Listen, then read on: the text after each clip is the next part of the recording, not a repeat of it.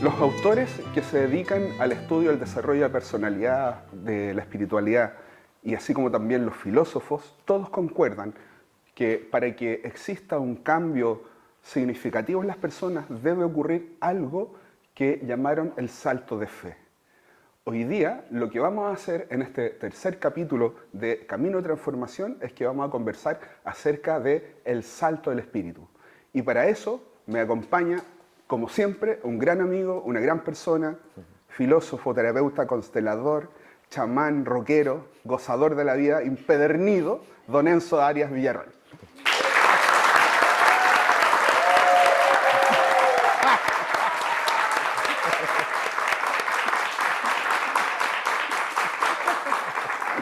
Maravilla.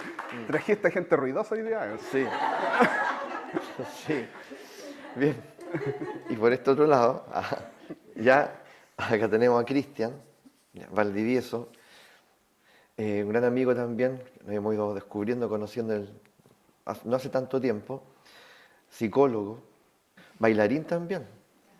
Sí, con Marlene Alfaro, ahora están sacando adelante un proyecto tango terapéutico.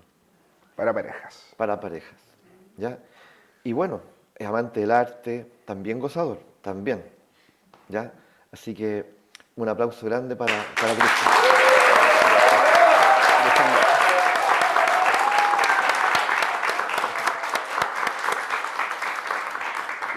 Ahí nomás que soy de llanto fácil. Estimado, gracias por esas palabras. Vamos, el capítulo anterior, la última parte, hicimos un pequeño guiño a este tema, o al tema con el cual vamos a abrir.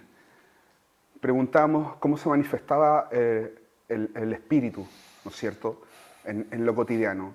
Enzo, en tu investigación, en tu mirada, en tus estudios, en esto que tú trabajas con la gente, en tu mirada terapéutica, ¿cómo se manifiesta el espíritu en lo cotidiano? Yo siento que el espíritu está más presente de lo que uno imagina, ¿ya? Yo me debería decir que me gusta llamarle al espíritu el misterio. El misterio está en todo, ¿cierto? Nosotros somos los que de alguna manera,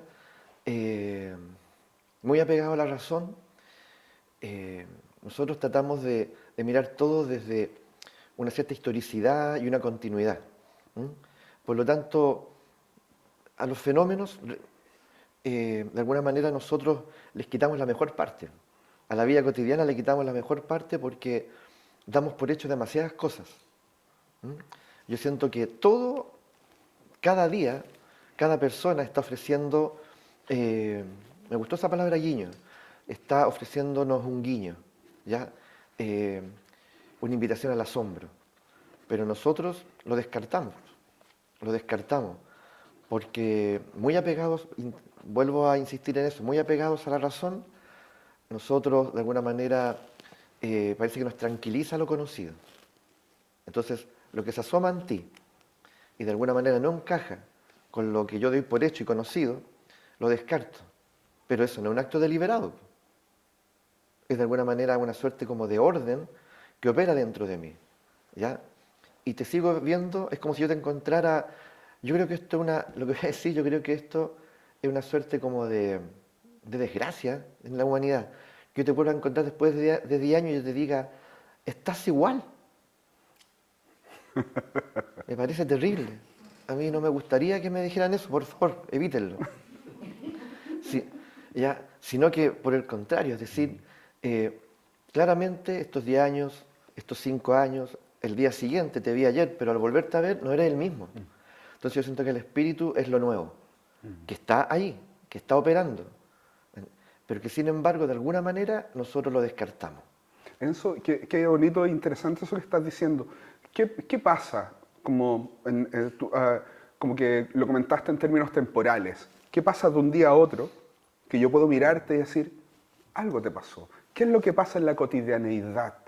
¿Qué es lo que pasa en el mientras tanto, en los momentos, en los instantes, en este estar presente, que hace que fenomenológicamente algo se manifieste, que yo digo, ¿qué te pasó? Algo te pasó.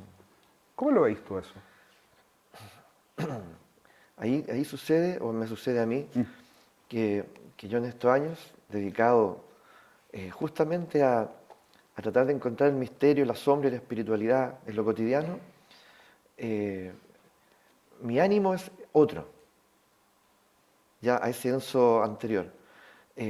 Por lo tanto, ya no soy el mismo y me quiero sentir diferente todos los días. Yo me digo a mí mismo, de alguna forma, que, que ese misterio tiene un lugar en mí, ¿ya? Y que yo desde ahí me quiero descubrir también.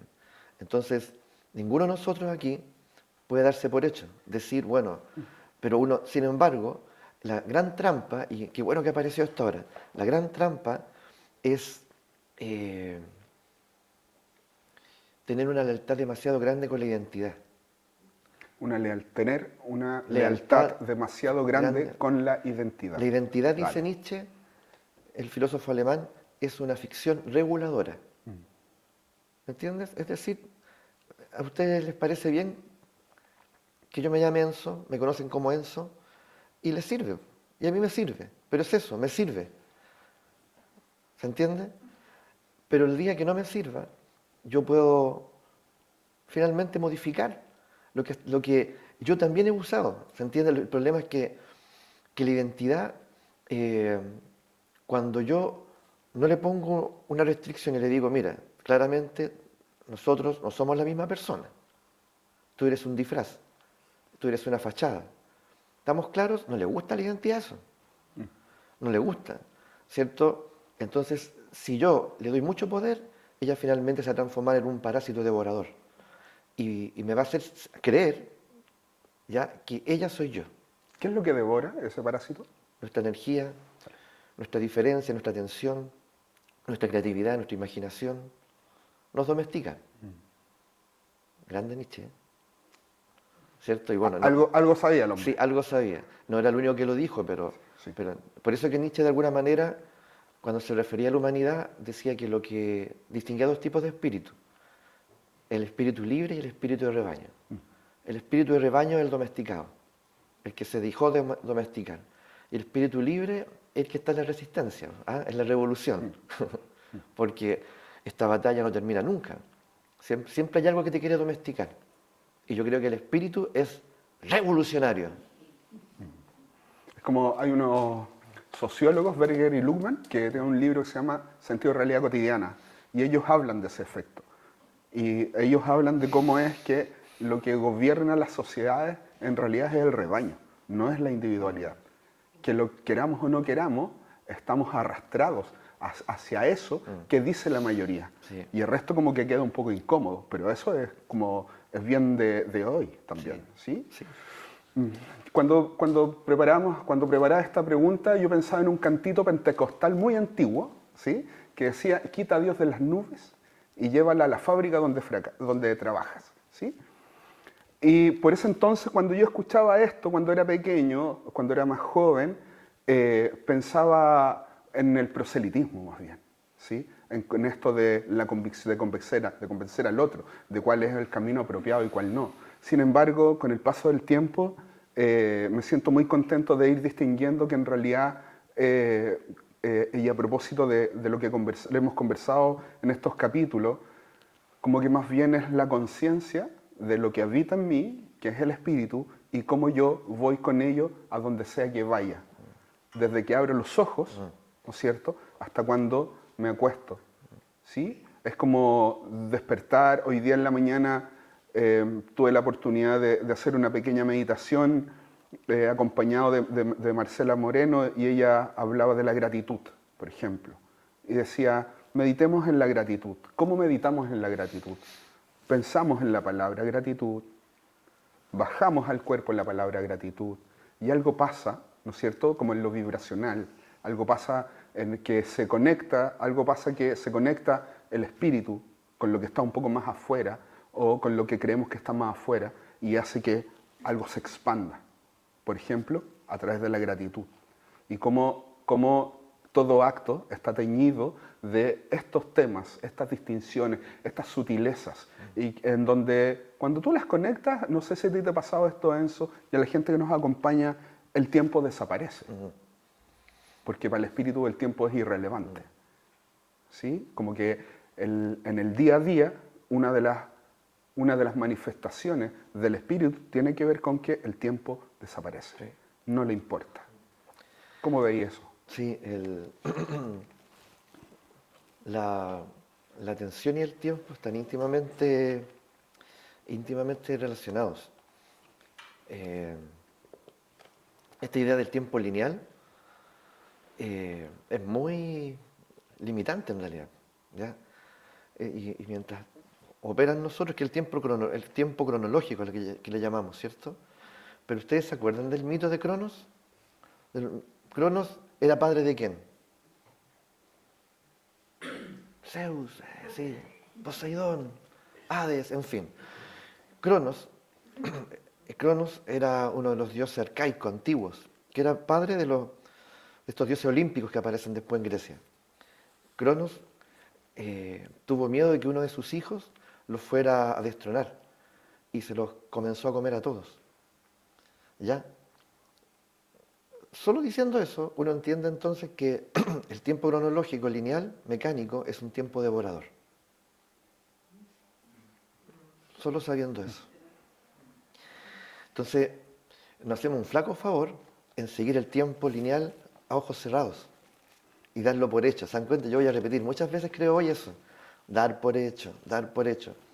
Entonces, de alguna manera, la otra concepción del tiempo le llamaban ellos mismos el kairos, que era este tiempo interior, ¿cierto? Que casi es como un no tiempo. Pero esa concepción no es solo griega, está en muchas culturas. Y asociándolo a tu reflexión también, de alguna manera, estudiando el nahualismo tradicional, sobre todo a partir, por ejemplo, de Castaneda, de Don Juan, una vez leí algo que me dejó impresionado y que nunca más se me olvidó, relacionado con el tiempo. El maestro Don Juan les decía a Castaneda, cuando tú fortifiques tu atención, cuando tú la cultives, la disciplines, ¿cierto? Te vas a dar cuenta de que, de alguna forma, tiempo y atención están conectados. Y si tu atención es fuerte, las cosas vas a tener la sensación de que se manifiestan más pronto para ti. Entonces, cuando uno tiene la atención debilitada y frágil, que es lo que el mundo y el sistema hace con nosotros tenemos esta sensación de que las cosas se demoran.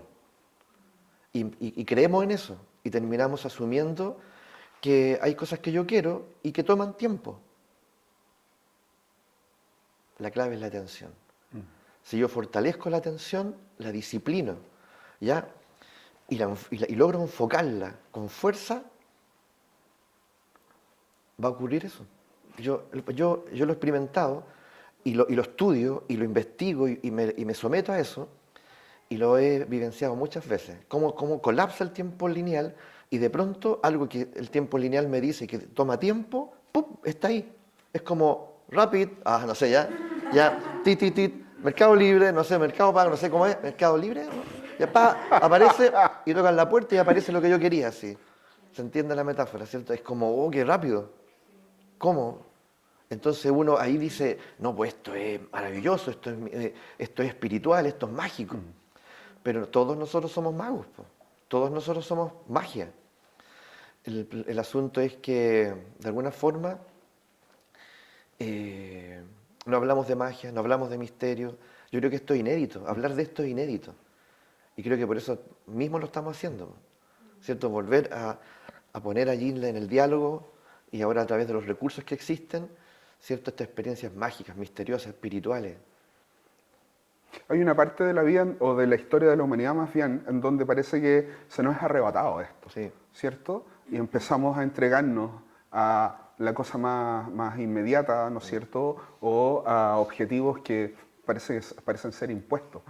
Cuando hablabas de esta pregunta de don Juan a Castaneda, ¿a qué parte de Castaneda le habla don Juan? Te lo pregunto Sí. porque yo pienso en mí y probablemente que le pasa también a la gente, cuando yo me hago una pregunta a mí que yo puedo interpretar que puede ser útil para mi expansión de conciencia o para mi desarrollo personal, ¿no es cierto? ¿A qué parte uno le pregunta, qué parte de nosotros tiene esa sabiduría? ¿No es cierto? Estoy pensando, no sé, po, en las distinciones psicoanalíticas. ¿La tiene el yo, por ejemplo? ¿Quién tiene esa sabiduría? ¿Quién tiene esa magia? ¿Qué parte en este caso de Castaneda, sabe distinguir entre el Cronos y el Kairos? Es que es tremenda pregunta, porque se te abre un mundo ahí de, Claro, de sí. posibilidades de responder. Eh, de alguna manera, eh, escuchen bien la pregunta que hizo Cristian, porque ¿qué parte de uno es el que escucha? ¿Qué parte de uno es el que responde? Hay una parte sabia dentro de uno. Y yo creo que todos hemos de alguna manera atestiguado eso. Efectivamente, existe una dimensión en nosotros eh, a la que lamentablemente se nos cierra el acceso, porque si ustedes se fijan, en las escuelas no existe la maestría de la introspección. ¿Alguien estudió en alguna escuela y tuvo como asignatura introspección 1, introspección 2, que debiese existir desde que ingresamos hasta que toda la vida, ¿cierto? A mí me gustaría decir algo. Yo Sí. tuve la oportunidad de estar en un liceo municipal que tenía un ramo llamado Desarrollo Personal, No, ya sé, ya que era una maravilla y que por supuesto hoy día no existe porque a nadie le importa. Ahí nos va a poner a pelear un poco y me surge la rabia rápidamente, pero ahí te lo menciono porque si bien no está instalado en los currículum, hay algunas cositas, hay algunas personas que están intentando hacer Sí. esto igual, pero no en la generalidad. Claro, Dale. entonces la introspección es que una capacidad humana, pero que tiene que ser educada, es el ingreso a ese océano interior. Tal como existe un infinito, existe un infinito interior, un mundo eh, excepcional. Y ahí donde está el sabio, es ahí donde está, digamos, tal vez sí mismo, ¿cierto? El ser, ¿ya? Y, y todos tenemos acceso a él. Y debe ser una relación y un diálogo frecuente. Lo que pasa es que, claro, como se cerró la puerta, ¿cierto? La mayoría de nosotros a veces incluso cree que cuando mira hacia adentro no va a encontrar nada. O va a encontrar, no sé, pues lo que aprendió. No, pues esto es más antiguo. Esto es más antiguo. Por ahí Jung decía, ¿cierto? Que esto es ancestral arcaico, ¿cierto? ¿Ya? Entonces yo puedo ingresar y tener un diálogo con sabidurías que incluso no nacen porque yo comencé a aprender cosas, son más antiguas. Y claro, ¿a quién le pregunta? ¿A quién responde? Yo creo que hay veces que responde el yo, hay veces que responde el ego, hay veces que responde el tonto que hay en uno, el idiota que hay en uno, y otras veces que responde el sabio. Ojalá respondiera siempre el sabio. Pero para eso hay que conectarse con él, pues él no está haciendo, la palabra guiño me encantó, él no está haciendo guiño todo el tiempo, ¿ya? Y nosotros, como tenemos, como de alguna manera tenemos prohibido, rápidamente cambiamos la mirada, miramos hacia abajo, pero está. Estaba pensando en distinguir, a propósito de este llamado, a propósito de este salto al espíritu, el llamado, aquello que nosotros conocemos como el llamado, versus el sentido de vida. ¿No es cierto? Parece que hay algunas distinciones. Quien más nos habló del sentido de vida fue Víctor Frank, ¿cierto? Que ahí algo le pasa a él en los campos de concentración, que algo distingue, que dice que parece que a las personas algo le pasa, que aun cuando están viviendo toda esta miseria, hay algunas ideas, hay algunos sentires que le pueden sostener. ¿Sí? Frank decía que el sentido de vida es cambiante, no es solamente uno. Y habitualmente, a propósito de este sentido de permanencia que decía, de la identidad, que nos confunde, a veces creemos que tenemos que tener un solo sentido, ¿cierto? Pero parece, yo concuerdo ahí con Frank, que el sentido va cambiando, más no el llamado. Además que me da la impresión, no sé si concuerdas conmigo, que el llamado además como que tiene otro lenguaje, ¿sí? El sentido por ahí puede como que acomodarse también a la forma en que ocurre la sociedad misma, ¿sí? A través y uno se puede conectar a lo mejor con algunos valores significativos que te permiten desarrollar ese sentido de vida. Pero el llamado, ¿cómo nos acercamos ahí? Bueno, el acercamiento, bueno, yo creo que todos hemos recibí un llamado también. Sí, yo creo que esto nos pasa a todos. Mira, Concuerdo. mira, bien breve. Dale. Antes de entrar ahí, nuevamente en un diálogo de don Juan con Castaneda, en un momento Carlos Castaneda, que era este académico, ¿cierto?, antropólogo que había estudiado en California, él le costaba mucho salirse de ahí, ¿cierto?, de ese personaje. Y don Juan lo provocaba. Y le dice en un momento, le dice, para él una pregunta muy inteligente, le dice, ¿y don Juan, qué es el espíritu? Una pregunta que la responderían tal vez con suerte los filósofos. Y él le dice, el espíritu nos habla a todos, el espíritu está en todos los lugares. La diferencia es que, porque tú en el fondo me quieres preguntar, ¿qué te distingue a ti de mí? Porque tú todo el tiempo has querido menospreciarme. Se la devuelve el don Juan, po. Y le dice, la diferencia es que cuando el espíritu llama, yo lo escucho. Porque yo soy un hombre atento. Usted, amigo, un pendejo distraído. Oh, me agarro de ahí. Espérate, que ahí cuando a alguien que se dedica a esta sutileza le llaman pendejo, se ofende todo, No, pero, ¿cierto? absolutamente, ¿no? De ahí viene la otra parte del libro. Ya, sí, esos diálogos eran así. Entonces, ¿qué ocurre? Que el llamado, a mí siempre el llamado ha sido una voz interior que, que en el capítulo anterior dijimos, hay un instante en que nos llama el espíritu, el misterio, el asombro, y uno trata de no escucharlo. Pero hay un momento en que uno, lo más probable, es que ya no lo puede desconocer, y ante eso va a decir, ya, ¿sabes qué? Estoy dispuesto, te escucho, te tomo. ¿Ya? ¿Qué me quieres decir? Pero ya no hay vuelta atrás, po. Una vez que uno atiende el llamado, ya no hay vuelta atrás. La vida se va a Sí. transformar. Pero donde yo he accedido a comprender el llamado es con Joseph Campbell y Jung, en el arquetipo del héroe, ¿cierto? Eh, Cuando el que escucha el llamado deja de ser un hombre o mujer ordinario y se convierte en un héroe. El que atiende el llamado cambia su condición existencial y se convierte en un héroe. ¿Ya?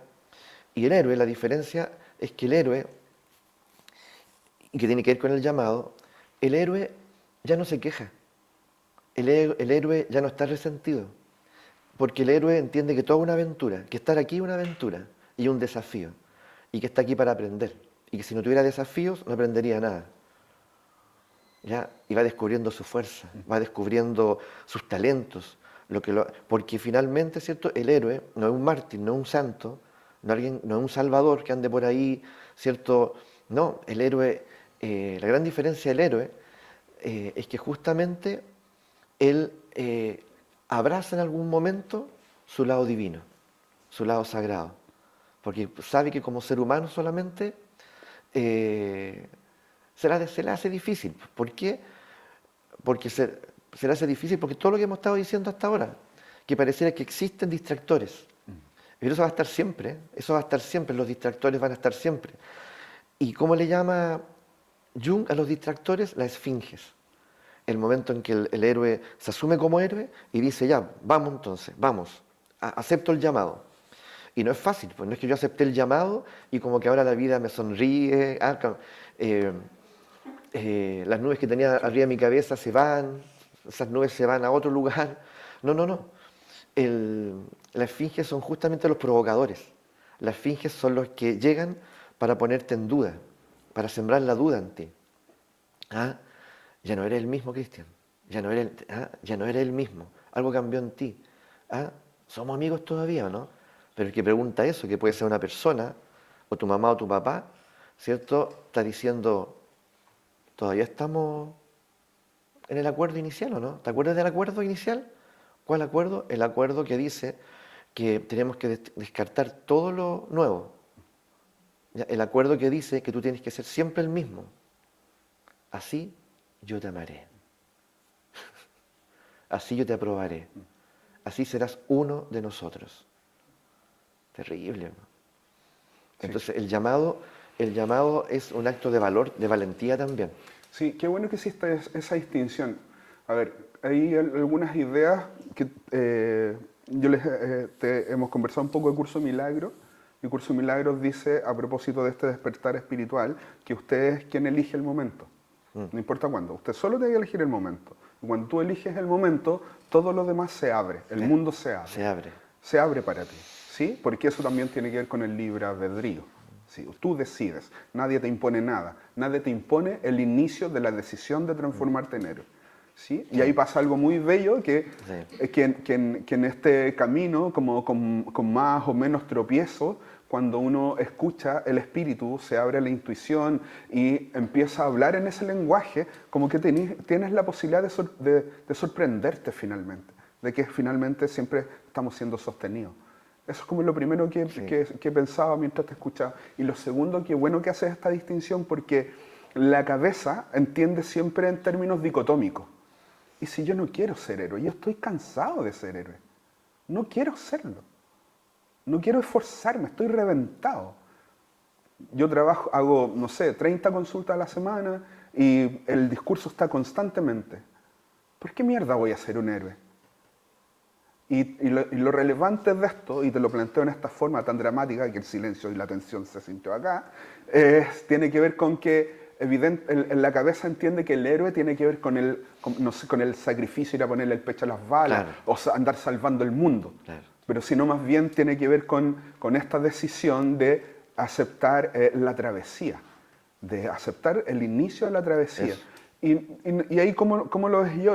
¿Cómo lo ves tú? Perdón, porque yo pensaba en que puede haber un héroe, una heroína, un héroe alquimista, ¿Mm? la heroína bruja, ¿no es Sí, cierto? sí.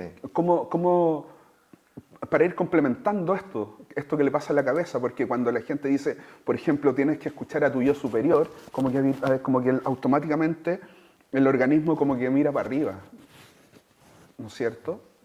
O tienes que tener objetivos más profundos, como que uno se va para abajo, se va para adentro, y como que no sabe distinguir eso, porque la cabeza entiende las cosas de forma dicotómica. Entonces, cuando la podemos plantear, el héroe slash algo más, permite que un concepto completo se incorpore en la psiquis para volverlo más aprehensible, más palpable. Sí, ¿me explico? ¿Se Sí, entiende? Sí. sí. Entonces, porque el camino de todos, a propósito del llamado, se manifiesta de formas distintas. Así es, pues. Es distinto. No es un llamado homogéneo, uniforme. Es distinto. Y uno verá si responde o no, y en qué momento responde, tal como dijiste. Claro. Entonces, el héroe, claro, el héroe no es un estereotipo. Ya ese héroe puede ser el héroe. Por ejemplo, yo tengo la siguiente imagen. Siento que todos somos héroes, o llamados a serlos, y nosotros nacimos en nuestra familia justamente para tener un acto heroico. ¿Ya? Pero no es para salvarlos, sino que en el fondo es como que yo siento que el linaje, mirado con un poco de las constelaciones familiares Claro. y la sensación que me genera, es como que el linaje se da cuenta que el patrón, los patrones, ¿cierto? Estas reiteraciones, ¿ya? Se vuelven peligrosas de pronto. Porque a lo mejor ese patrón en algún momento fue inspirador, pero luego Justamente. persiste y se vuelve peligroso y empieza a deformar. Y donde dio antes vida, ahora la quita. Entonces, y yo respondo a ese patrón, y después que respondió mi padre, mi abuelo, y estamos en riesgo de que ahora pueda seguir con el patrón como una suerte de réplica, mi hijo o hija. Entonces, él quiere evitar eso el linaje. El linaje son abuelos, ancestros, y dicen, ya suficiente, ya, estamos en riesgo. Y hace aparecer al héroe. ¿No? Y porque alguien va a escuchar el llamado. Y él que hace las preguntas que nadie hace, él que tiene estos gustos extraños para los demás.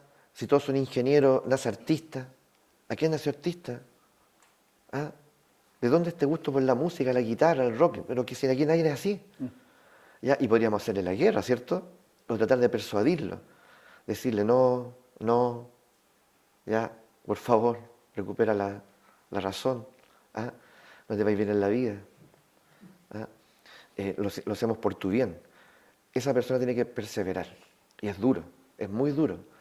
Hasta que en algún momento en algún momento, porque si no persevera, en el fondo, quiero decir esto, que uno tiene que en ese momento integrar este elemento de que hay otros, que a lo mejor no son los inmediatos, no son mi papá, mi mamá, otros muy atrás, que sí están a favor, que sí están a favor. A mí me gustaría que estuvieran a favor mi papá y mi mamá, mis amigos, pero los que están a favor están más atrás.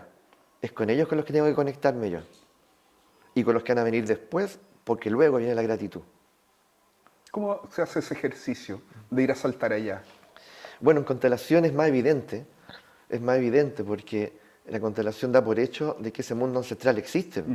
Abuelos, bisabuelos, tatarabuelos, por lo tanto yo no necesito una constelación propiamente tal. Yo podría, bueno, de hecho mi abuelo está en mí, en mis rasgos, ¿se entiende? Mis bisabuelos. En alguna oportunidad, brevemente para conectar eso, en alguna oportunidad yo no crecí vinculado a la familia de mi padre, a la de mi padre, fue casi exclusivamente a la de mi madre. Ajá. Ya, perfecto. Y en un momento dado, ya adulto, casado, con hijos, me contacta una tía por el lado de mi padre que era bueno, no era hermana, era como una tía segundo grado, en fin. Me contacta y me dice, hola, yo soy tu pariente y sabes que murió tal persona que yo no conozco y me gustaría que viniese al funeral. Yo le digo a mi esposa que hoy está aquí, le digo, no sé si voy o no. Y finalmente ya decidí asistir. Fui, esto en Viña, ya llego, no veo ninguna multitud afuera, no veo muchos autos. Ingreso a esta iglesia, estaba llena, era un funeral. Ingreso, estoy en la puerta, se cierra la puerta atrás de mí y lo impresionante es que me reconocían todos. Hombres, mujeres, abuelos. Me miraba así. Y Oh, qué lindo, dijiste. Oh, claro, qué lindo y tipo. entendí que yo me parezco más a esa familia. Físicamente me parezco más a esa familia que a la familia de mi madre. Oh, y fue impresionante. Y cuando termina, esta tía que yo quería irme, después termina, ya me estaba yendo, si yo no conocía a nadie, esta tía me ubica y me dice, ven, quiero presentarte. Y me va presentando y los demás dicen, oh, igual. Oh, pero igual. ¿Igual a quién? ¿Cachai? ¿Igual a quién? A mi abuelo, de joven, ponle tú, y me muestran una foto, sí, fue impresionante. Y uno se reconoce. Entonces, hablarles es hablarse a sí mismo, porque está en nuestras células, está en nuestras manos, en nuestros pies. ¿Te das cuenta? Es hablarse a sí mismo, es comprender que todos ellos nos habitan. Eso. Yo creo que ahí hay algo interesante que nos va a permitir hacer el tránsito al otro tema que tenemos preparado, o la otra parte de este tema, que tiene que ver con cuando tú dices uno se habla o le habla a aquello. El lenguaje está construido por símbolos, ¿sí? Los símbolos tienen cargas. Y el lenguaje del inconsciente es simbólico. Y yo creo que una de las personas que uno le puede gustar más, otras veces menos, pero quien mejor ha detectado esto es Jodorowsky. Sí. ¿Cierto? Que Jodorowsky, que ahí por ahí la gente dice haga un acto psicomágico y va y quema la cosa y desaparece y la cabeza, recuerden que es concreta, es dicotómica y va a entender que eso es concreto y lo que tiene que desaparecer no desaparece. Hay un acto que me encanta de Jodorowsky donde atiende una pena de amor y este es el consejo que le da Jodorowsky a la persona. Escribe una carta muy larga, lo más larga que pueda. Ojalá 10 hojas, 15 hojas. Le escribo que todo lo que le pasa llorando, ojalá escuchando Camilo Sesto, tomando vino. Y le escriba todo lo que pueda. La dobla, bien doblada, bien chiquitita. Se la pone en el pecho y se la pega con cinta, con masking. Perdón, ¿sí? Con mucha cinta, la pega. Sí. ¿Sí? Ando con eso pegado ahí 2 semanas.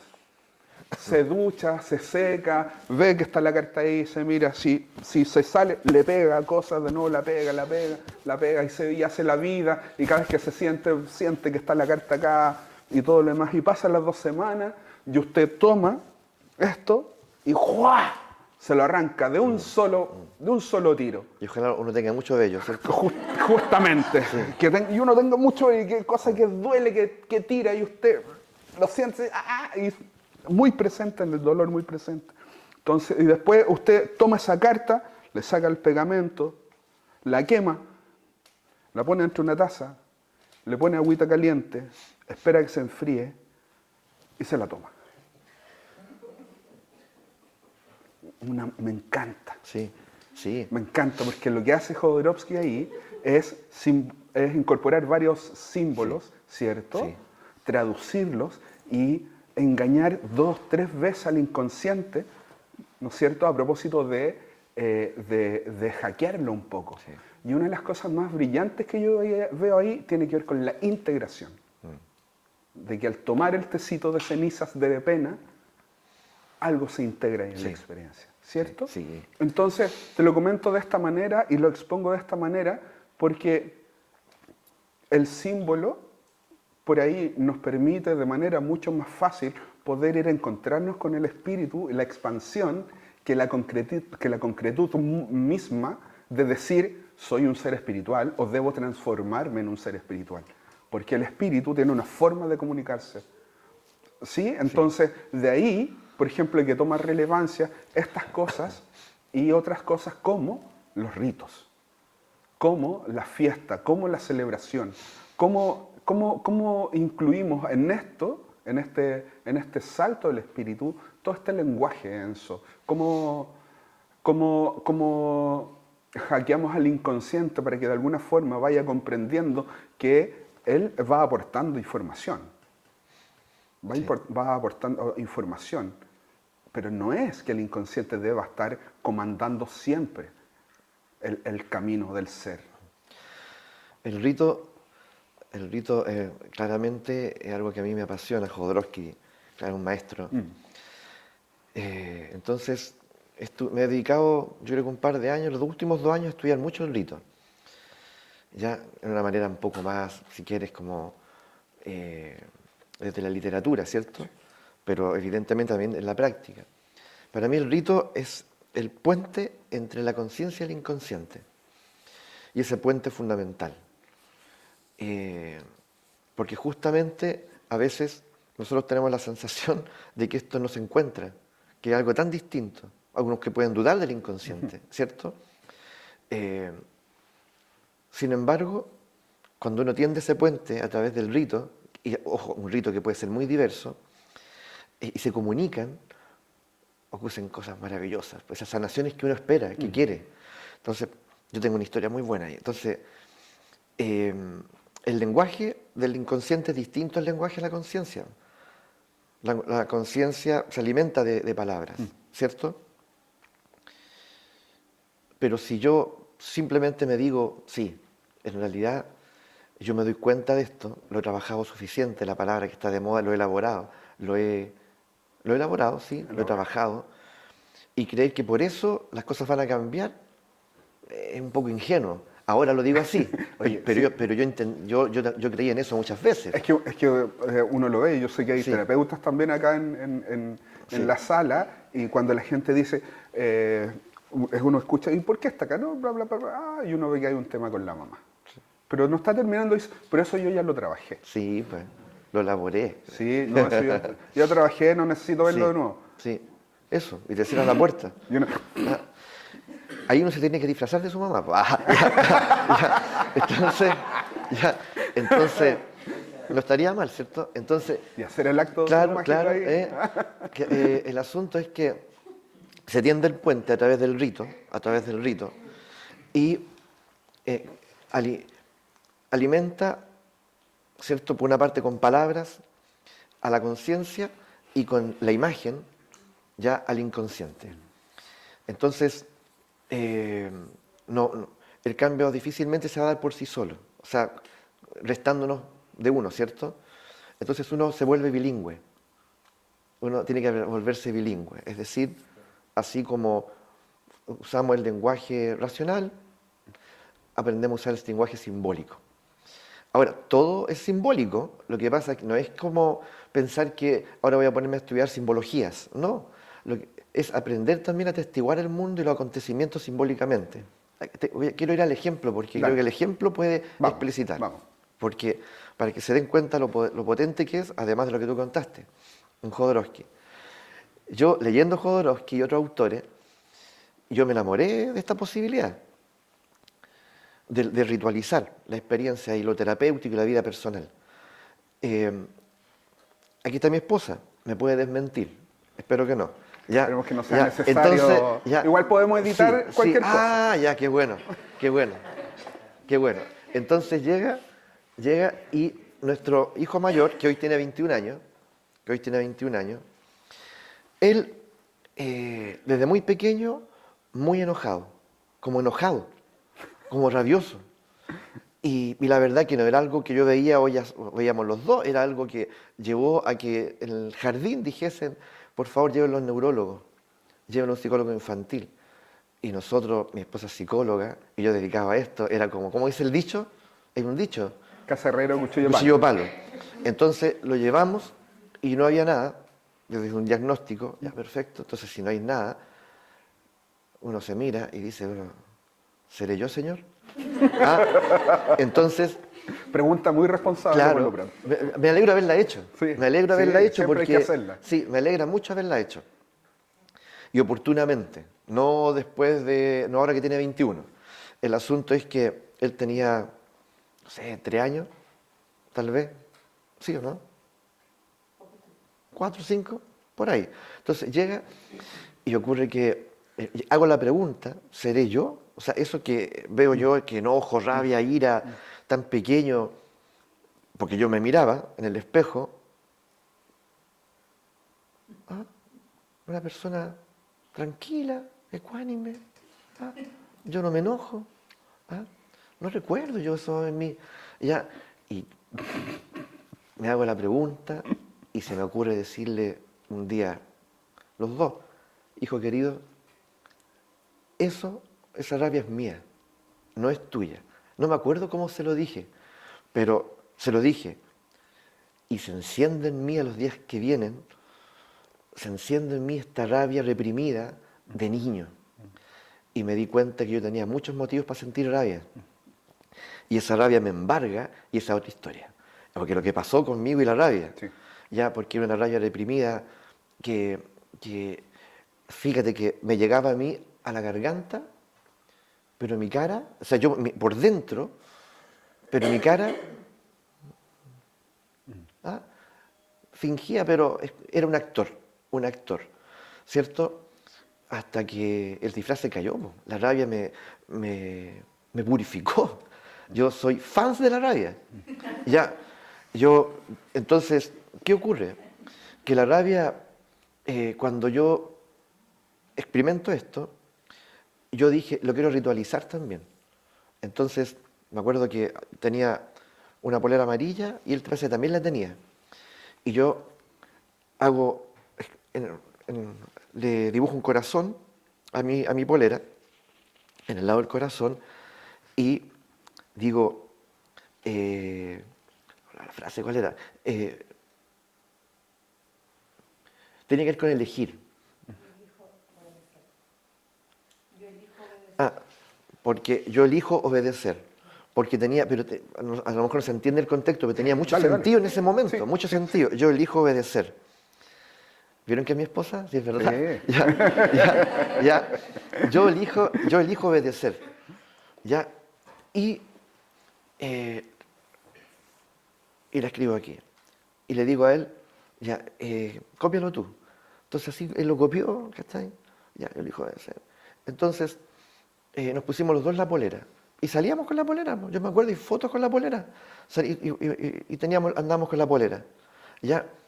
Y, y la gente podía ver eso, yo elijo obedecer, hacer sus lecturas, pero simbólicamente tenía un gran poder, un tremendo poder. Y fíjate que la sensación fue posterior a que yo comencé a integrar la rabia. que yo la había, siento que marginado toda una vida. Yo ya tenía 30 y tantos años. Y el hijo, fíjate que esa rabia que nos parecía a todos peligrosa y extraña, que de dónde viene, fíjate que salió de él. Y entró aquí, po. Entró donde tenía que entrar, po. Para que fuese procesada Justamente, por quien debía. por quien debía. Qué bonito. ¿Ya? Entonces, que los hijos son un espejo mágico, lo son. Absolutamente. Lo son. Y a veces las cosas que le ocurren es bueno que uno se pregunte, ¿seré yo, Señor? Oye, la importancia de la rabia, esto yo creo que es tremendamente responsable, es quitarle la teleserie a las emociones, entre ellas la rabia, Sí. porque la rabia es tremendamente transformadora, Sí. ¿sí? Hay muchas cosas que se han logrado y que hemos logrado que provienen desde la rabia, ¿cierto? Como que ahí aparece mucho el miedo al descontrol, así que una maravilla, gracias Enzo por lo que nos acabas de contar. En ese acto que tú haces con tu hijo, tú ves rito ahí, Sí, ¿cierto? sí. El- bueno, es que todo se volvió tan simbólico a partir de ahí. Todo se volvió muy simbólico. Entonces, cuando tú te encuentras con alguien en la calle y conversas un par de minutos, preguntarse, ¿por qué me encontré con esta persona hoy? Y me dijo esto. ¿Por qué me lo dijo? ¿Se entiende? A eso voy. Entonces, algún acontecimiento, pasó algo, ¿ya? Entonces, los símbolos están ahí. El espíritu habla simbólicamente, ¿ya? A través de las sincronías. Entonces, de alguna manera, cuando uno dice, yo ahora estoy más espiritual, bueno, significa en el fondo que claramente he incorporado un lenguaje distinto, ¿cierto? Yo te voy a confesar, desde que me considero más espiritual, me siento también más miserable. Eh, porque me hago más preguntas. Sí, pues. Me hago miserable, no de pasarla bien, mal Sí. de la teleserie, no. Como que yo le he contado, soy un tipo más bien melancólico, me hago muchas preguntas, soy tremendamente romántico en la vida, me encanta la vida. Pero me hago muchas preguntas. Y me encanta, para mí, los sueños. Sí. El inconsciente tiene mucho de mostrar a través de los sueños símbolos que son útiles para ritualizar. Hay una amiga a quien quiero mucho que en algún minuto me dijo, Cristian, la importancia del rito es este. El rito es una celebración del primer estallido de la existencia. Yo, ¿qué? El primer estallido de la existencia. Cuando se creó todo, la vida, cuando me lo contó en estas palabras, cuando Dios toma conciencia de sí mismo, eso hace que estalle, que el cosmos se expanda. Sí. Y de ese estallido venimos nosotros viajando. Sí. Bueno, Entonces ella dice, para terminar la idea, entonces me cuenta que la importancia de hacer ritos, de generar símbolos, Sí. tiene que ver con que el espíritu recuerde ese instante de dónde venimos y hacia dónde vamos. Y con eso a mí yo me derrito. sí. Fíjate que eso. Yo siento que eso es el propósito del espíritu, que quiere que nosotros estallemos para expandirnos. Absolutamente estoy, pero totalmente de acuerdo con eso. Totalmente. Y otro ejemplo, esto del rito, sostenerlo. Y fíjate que yo me di cuenta que nosotros somos más rituales o ritualistas de lo que imaginamos. Claro. Trabajando en la universidad, en mi clase, en mi cátedra, yo incorporé, porque tenía que ver con el desarrollo personal y las emociones, incorporé un espacio donde yo le hacía hacer máscaras. Máscaras. Y de la forma más sencilla, con el globo, el papel en el globo, en Sí, fin. sí. Pero después ellas, y tenían que hacerla ella, yo le ponía mucho énfasis. Tienen que estar sus manos involucradas. Todo lo que pasa en la máscara, todo lo que elijan, ustedes lo eligieron. Es el resultado de su voluntad. No la tía, que ayúdame mamá, ayúdame hermana, no. Porque tú lo haces mejor, no. Tú. No tiene que ver con lo bello, lo feo, lo bueno, lo malo, no. Y, y hagan la máscara y ustedes, a partir de lo que hemos trabajado en el primer semestre, que era como cerrando el semestre, ustedes tienen que incorporar todo lo que se dieron cuenta en la máscara. Ya, oye, llegaban máscaras impresionantes. Tengo los registros, los tengo, la mayoría los tengo. Impresionantes. Obras de arte, pero en términos de no belleza, sino en términos de cómo desencadenaban algo en ti, ¿ya? Y entre todos. Entonces luego les decía, la nota no es por la máscara, no es simplemente por el artefacto, ahora hay que usar la máscara. Entonces había 2 clases donde yo llevaba la máscara, la tenían que usar. ¿Ya? Oye, pasaba cada cosa ahí, porque de alguna manera se ponían la máscara y yo les decía, la máscara nos va a hablar y nos va a decir su nombre. Escuchen. Y aparecían los nombres. ¿Qué nombres? Y aparecían las máscaras. Angustia, valor, poca cosa, ¿ah? Abuela. Y de pronto tenían todas las máscaras tenían nombre. La máscara tiene una corporalidad. ¿Cuál es la corporalidad de la máscara? Y estaban todas con las máscaras puestas, algunas se tiraban al suelo, otras se ponían así, otras medias deformes, está todo registrado. Y fíjate que esa era la clase que de todas se acuerdan. Yo me encuentro con algunas que salieron hace muchos años y me dicen, profe, hola profe, este es el profe de las máscaras. Po. Ah, sí, ya, entonces, entonces, claro, ya, entonces, ¿qué ocurría? Que el profe de las máscaras, ya, y cuando entraban, algunas le hablaban, ¿y cuándo vamos a hacer la máscara? ¿Cuándo viene la máscara? Profe, no hablamos de las máscaras, sí, más adelante, le decía yo, sí. Todo esto es para llegar allá. Y fíjate que después cuando me entregaban los trabajos, porque había un informe que tenían que hacerme de lo que descubrieron, oye, era lo mejor que yo he leído. Pero las mismas chicas, sin el rito, no era lo mismo. ¿Se entiende, no? Sí. Como respondiendo un texto, respondiendo, no. Pero lo que me llegaba a mí como testimonio, después de haber vivido con la máscara, era otra cosa. Era otra cosa. Y yo creo que pequé ahí de un poco de temor, yo creo, porque yo debería haber ritualizado todas las clases. Todas. Pero como académico, ¿no? Como tratando de guardar así como claro, la postura. bueno. ¿Ah? Pero yo, si volviera ahora, no, Rito Man. ¿Ah? Rito Man. Rito Man. Claro, y una polera así, Rito Man. ¿Ah? No, sí. Enzo, si yo acepto el llamado, ¿sí? Si mi espíritu da el salto, ¿cuál es la máxima expresión a la que se puede llegar? Yo creo que a ese estallido, a la expansión. El capítulo anterior, cuando tú me hiciste la pregunta, ¿qué el espíritu algo así era? Yo respondí expansión. Yo creo mucho en eso.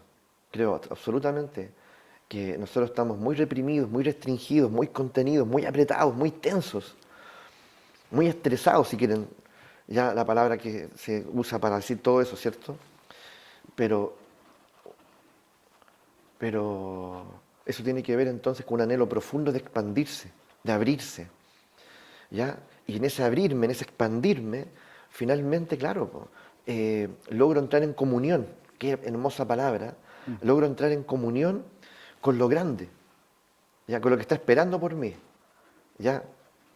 Entonces, no puedo entrar en ese misterio, en ese infinito, si yo me convertí en una roca, si yo me convertí, ¿se entiende?, en algo, en un nudo. No puedo, no puedo. Tengo que, de alguna manera, asimilar, ¿cierto?, esa expansión que está afuera. Soy uno de ustedes. Y me reconocen y me dejan entrar. Yo, para mí es el signo, el sentirme, y ahí cada cual lo puede evaluar, pues, es decir, cuán expandido me siento ahora, cuán expandido, a lo mejor este tema de hoy entre nosotros se está expandiendo. A mí me tiene hasta medio nervioso. Ya no todo me expande, pero quiero expandirme, ¿se entiende? ¿No? Entonces uno tiene que aprender a buscar qué es lo que te expande. Y en ese expandirme hay mucho gozo. Hay mucho gozo. Bueno, tú sabes que yo tengo un podcast pequeñito, se llama Gracia y Torpeza, y que está hecho con mucho cariño, en donde desarrollo algunos temas de esto, y en el primer capítulo parafraseo la parábola del hijo pródigo. ¿Sí? Y estoy haciendo ese relato, en donde este hijo pródigo se va, cobra la herencia, se la carretea, se la jala, la consume, hace todo lo que él considera que era importante porque tenía la venia de su padre, lleve, tome, ocupe, administre. Y luego de haber gastado todo, se siente en la miseria, está hecho pedazos, confundido, triste. Y dice, me vuelvo y le pido pega a mi viejo, como jornalero, un obrero de él. Y la historia bíblica dice que viene entrando el hijo pródigo, ¿no es cierto?, a la parcela de su viejo, que creo que está por Valle Alegre. Y va entrando y el viejo lo ve de lejos y va corriendo donde él y le da un abrazo. Y yo cuando estaba haciendo ese relato mientras grababa el podcast, y me está pasando ahora, pensaba en cómo se sentía ese abrazo. Y para mí el máximo estado del espíritu es el de la paz. Es una paz que se encuentra en ese abrazo. Pero ahí no me preguntes cómo, ahí me pasa algo mientras estoy grabando y digo algo así como, ahora imagina que ese hijo que está abrazado de su padre, se despega de ese abrazo, lo vuelve a mirar y es su propio rostro. Y ahora se me revuelve la guata nuevamente porque creo que tiene que ver con eso. Como con el reconocerse parte de todo, Sí. de todo este entramado. Tú dijiste la comunión con lo grande. Como en estos actos cotidianos en donde el espíritu da un salto, yo al final del día o entre medio del día o en algún minuto pueda ser capaz de distinguir que estoy en paz porque estoy conectado con eso que es más grande. Sí. A través de un hilito, más que sea, como hemos conversado, Sí. otras veces más expansivo, y fuego, y pecho grande, y respiración, ¿no es cierto? Y otras veces en donde la cosa está más difícil, como está más la personalidad afuera, como decías tú al inicio, la identidad de rebaño, más afuera, tratando de resolver, de ser buen hijo, buena persona, buen profesional, siendo útil socialmente. Entonces, cuando conversábamos de esta pregunta en la preparación de este capítulo, hablábamos de la paz y tú hablabas de la alegría también. Sí. ¿Sí? Estoy pensando en la paz, en la alegría, estoy pensando en el amor, en la compasión, estoy pensando en la necesidad de celebrar, estoy pensando en la paz de mirarte, por ejemplo, ahora, de mirarte a los ojos y poder y no sentirme intimidado o atrapado o angustiado, ¿no es cierto? Y esa paz es la que me da la impresión que permite el ir a reconocerse en ese abrazo y después poder mirarse sin que haya miedo u otras cosas ahí revolviéndolo. Fíjate, Cristian, y a todos los que están aquí presentes o van a ver después este registro, que otra característica del espíritu es el gozo, la alegría, la paz.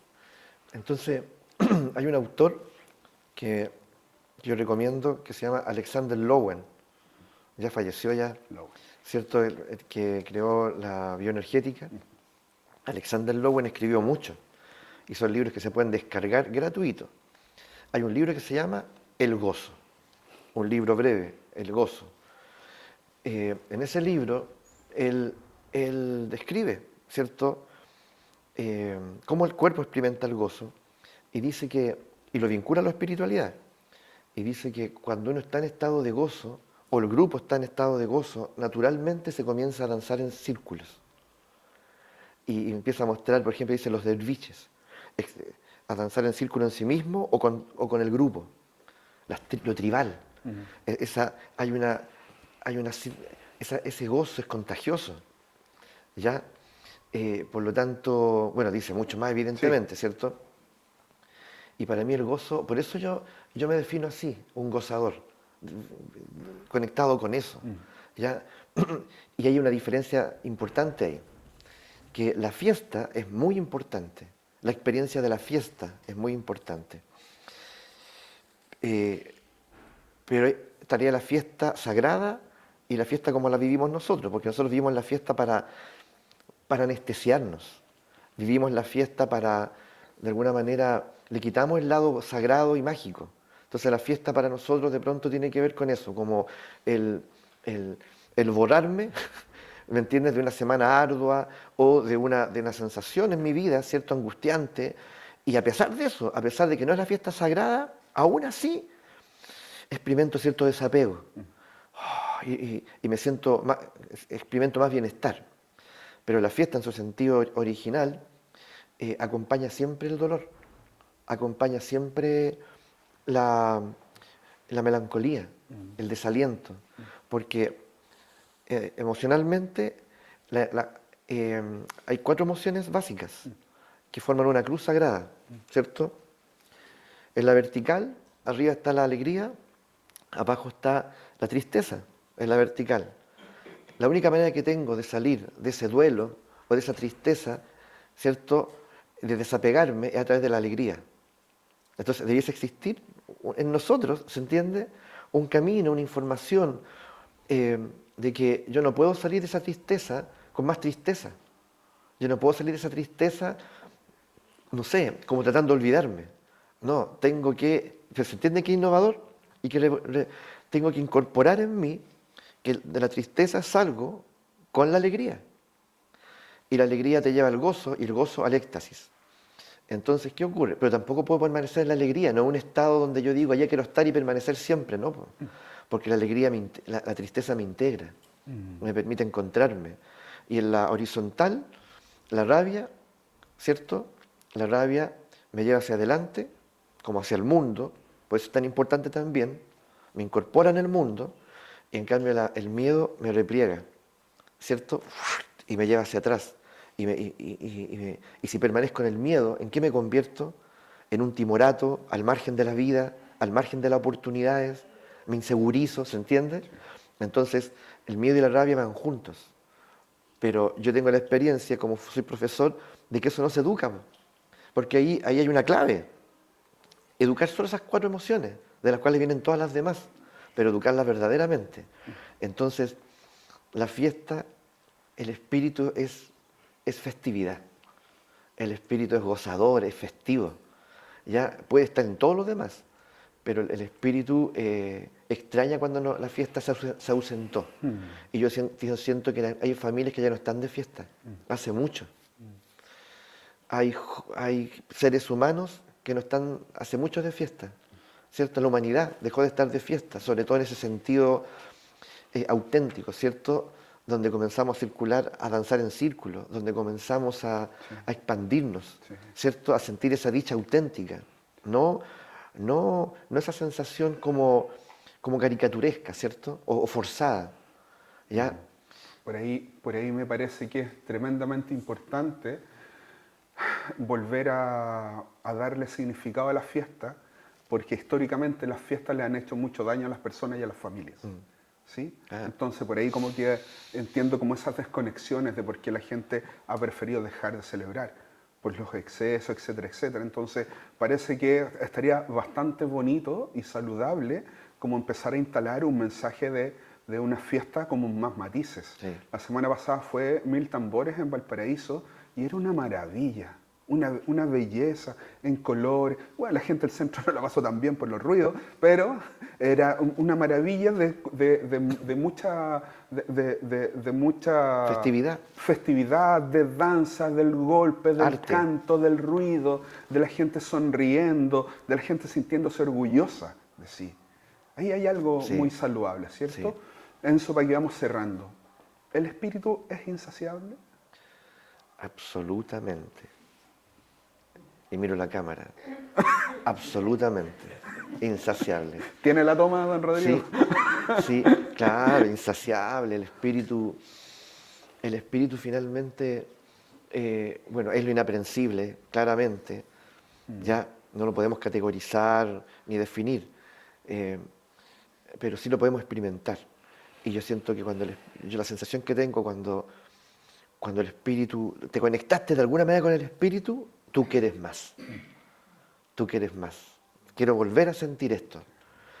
Así que de esa perspectiva insaciable también. ¿Ya? Por eso es que el espíritu en el fondo, como dijimos, quiere que nosotros y nos quiere dar una mano para que rompamos la coraza, ¿cierto? Salgamos de esta condición domesticada, este ser humano reprimido, angustiado, ya es como una anomalía para la humanidad, diría, mirado de la perspectiva del espíritu, eso siento yo. Estamos llamados a ser espíritus libres, no espíritus de rebaño. Por eso es insaciable e insistente, porque a pesar de todo, él podría decir, ¿sabéis qué? Humanidad, dejémoslo hasta ahí nomás, ya la verdad que lo intenté y no se pudo. No, No. Él nos agota de darnos oportunidades. Y nosotros tenemos que, pero ¿cómo me doy cuenta? ¿Cómo lo aprovecho? Atención, de verdad, cultiven la atención, observen la naturaleza de la atención, entren ahí, comiencen a desplegarla dentro de sí y las cosas pueden cambiar.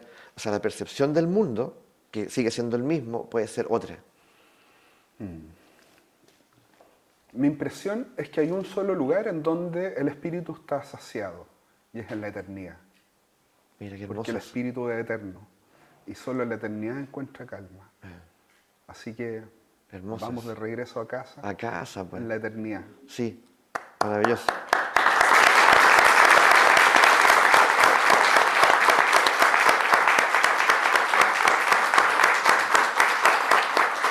Bien. Don Enzo Arias Villarroel, muchas gracias por esta conversación. Un aplauso para don Enzo, por favor.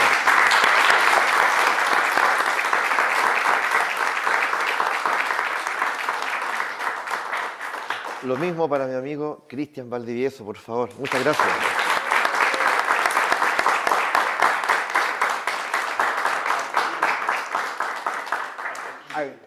Sí, importante.